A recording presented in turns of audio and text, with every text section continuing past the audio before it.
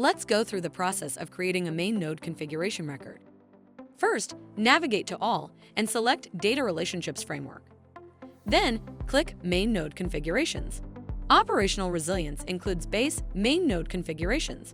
We can update an existing configuration or set up a new configuration in our instance. Let's see how to create a new main node configuration record. Select New. Then, the main node configuration form will display. Here, fill in the fields on the form. Add the name for the configuration. Select the source to CMDB and set the status to Active. This ensures the configuration is used by the operational resilience scheduled job. Next, select the table from where the hierarchy will start.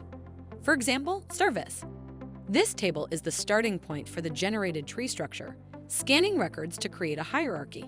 Filter conditions can be applied if specific business requirements dictate not scanning the entire table. And finally, click Submit. The main node configuration record is then created and displayed in the main node configurations list. From here, users can proceed to create the node relationship configuration record.